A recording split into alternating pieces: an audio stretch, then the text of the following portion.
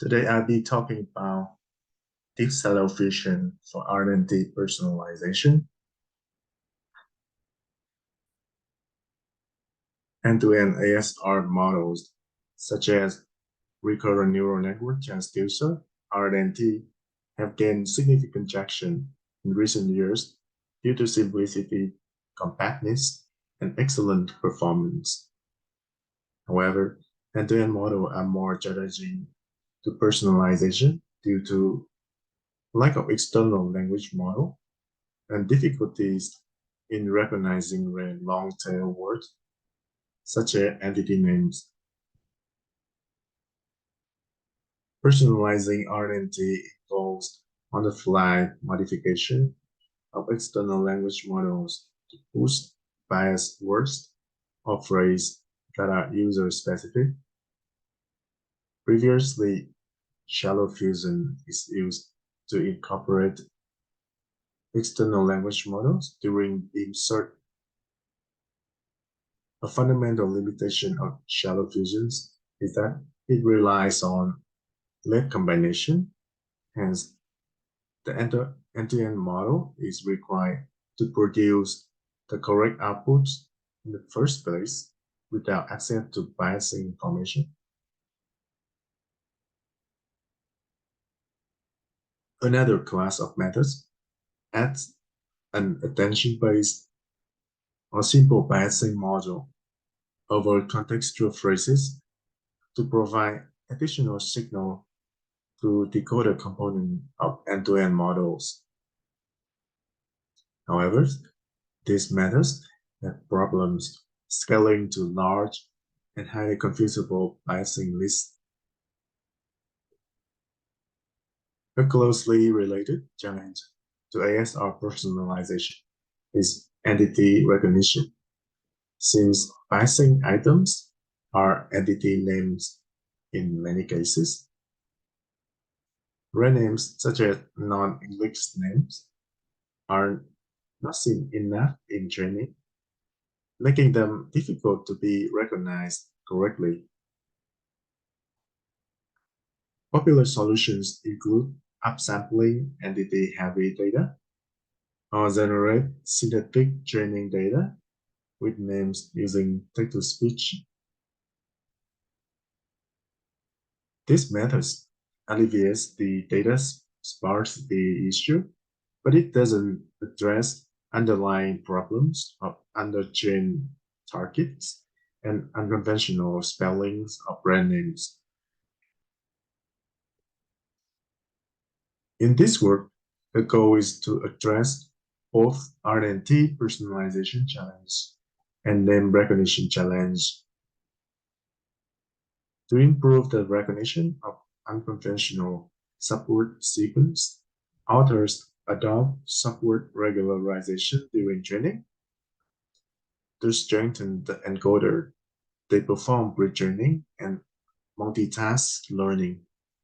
To generate alternative graphemic pronunciation for names, then leverage grapheme to grapheme or GTG mappings. To address the limitation of shallow fusion, they introduce deep personalized language model fusion, BLM, to influence end-to-end models predicted earlier.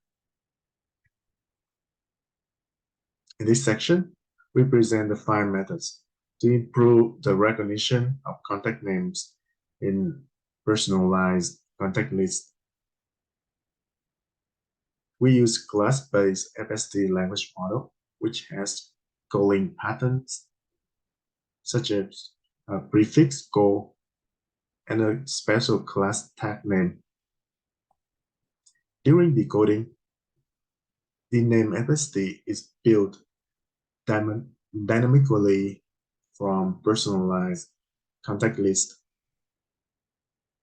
These figures show an example of name FST. On each arc, input symbol is either word or word piece. Arc with symbols epsilon is applied to names not in personalized contact lists to avoid over-biasing. Output units of RNN-T are subword units or word pieces. Same word sequence can be segmented into different subword sequences. In this table, the same hello word is encoded by different word piece sequences. These sequences are handled as completely different outputs by RNN-T. Multiple segmentation candidates will make the model robust to noise and segmentation errors. However, with large number of word pieces, model training converges to word level modeling as high frequency words are modeled whole. As a result, smaller word pieces of these words can be undertrained. This makes it difficult to model rare words with the word pieces. Therefore, subword regularization is used to alleviate the issue. In this method, we sample the reference subwords sequence from embed segmentation instead of using the best segmentation. In RNN-T, encoders is considered as built-in acoustic models. In this work, encoder is pre-trained with cross entropy loss on frame level for a line target. Then RNN-T is optimized using RNN-T loss and auxiliary cross entropy loss jointly. Or multitask learning. In this setting, multitask learning introduces complementary information and ensures consistent gradient flow into the decoder during training.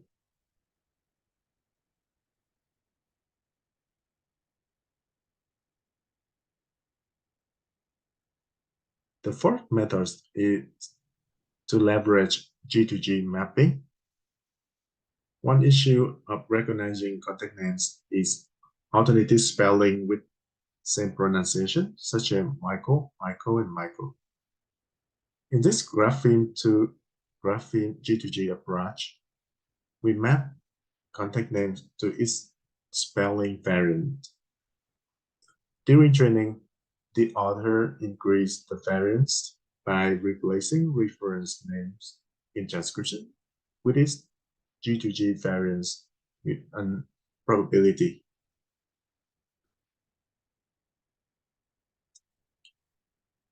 During decoding, the author reduced variance by mapping on alternative spelling to an English conventional spelling. These figures show an example of G2G FSD during decoding.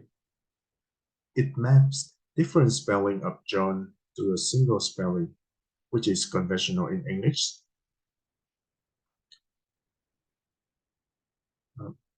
Similar to subword regularization, G2G replacement helps increase word-based coverage during training.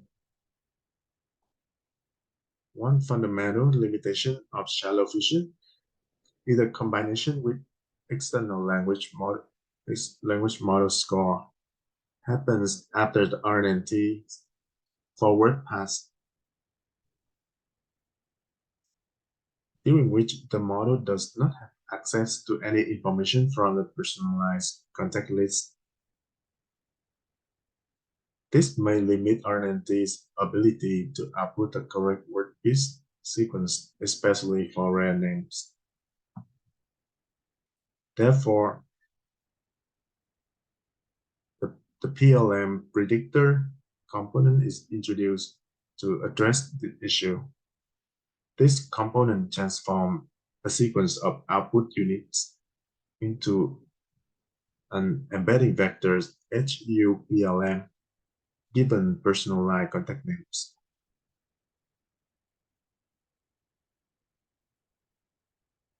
As a result, The joint network is modified to take into account encoder, predictor, and PLM predictor embedding vectors. And as shown in the equation 3,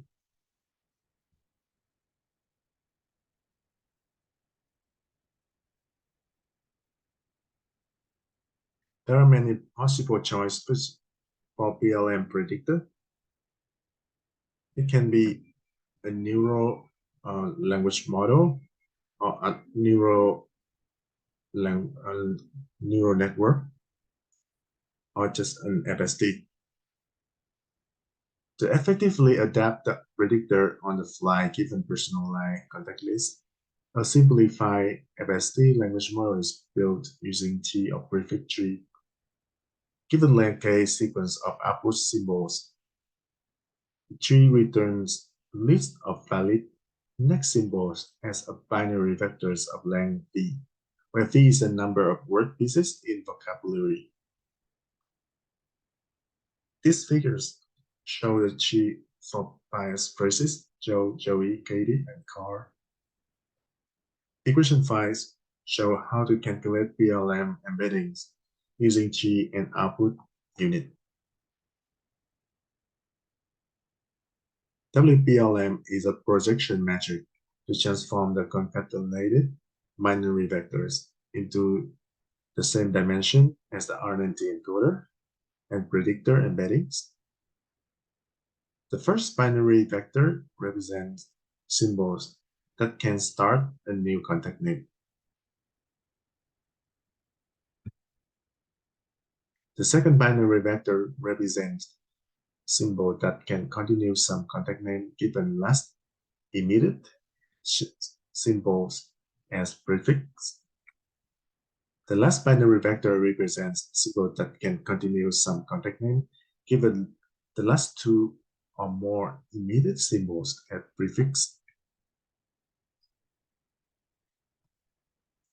In this session, the author evaluated the 5 proposed methods and compared them with baselines.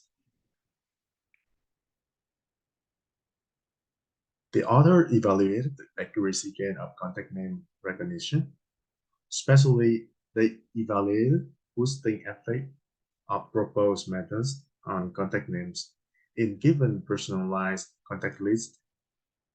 They used 2 tests for this proposal. Name broad contains names from given contact list. Name rare only contains rare names from the same contact list, which is more challenging.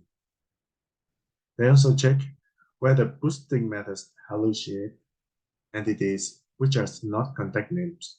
To do so, they use a third test set non-name, which doesn't contain any names from the same contact list. The baseline is a hybrid model, a vanilla RNN-T, and the RNN-T with shallow fission. This shallow fission baseline is similar to the paper Shallow Fission End-to-End Contextual Biasing. We had a video on this paper. Please check it out if you are interested in. The table 1 showed that, as expected, shallow fission improves name recognition significantly over vanilla RNN-T, while causing some degradation on non-name.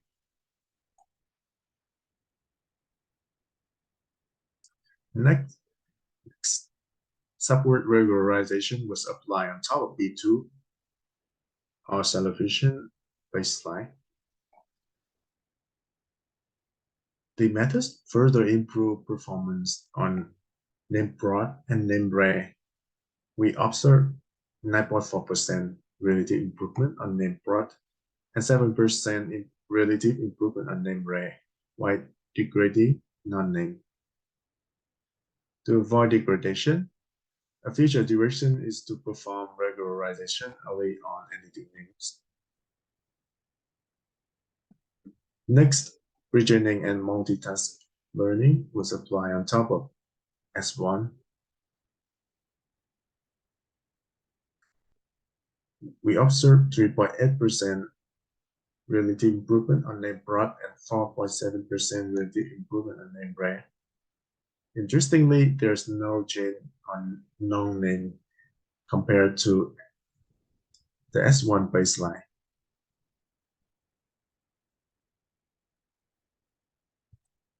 Next, the GTG methods were applied on top of M3.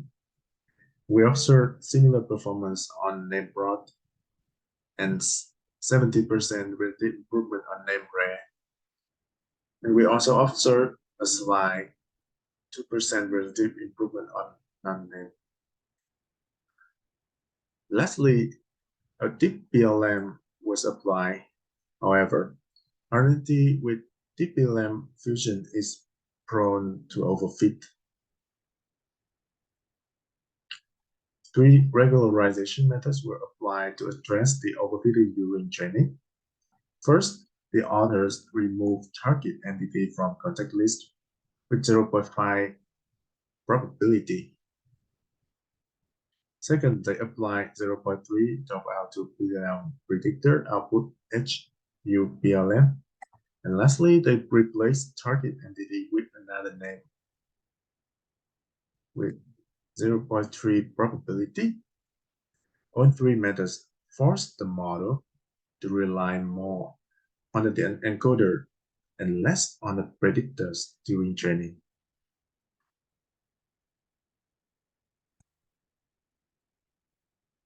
Compared to shallow fusion baseline, combining all 5 methods improves our name prod by 17% and name rare by 34%. However, degrades non-name by 5%. Interestingly, gap on name recognition with hybrid Etran is closed completely. In conclusion, authors improve RNN-T personalization by inducing better coverage of rare word pieces during training, introducing extra information into encoder with pre-training and multitask learning, leveraging G2G mappings to produce additional spelling variants in both training and decoding.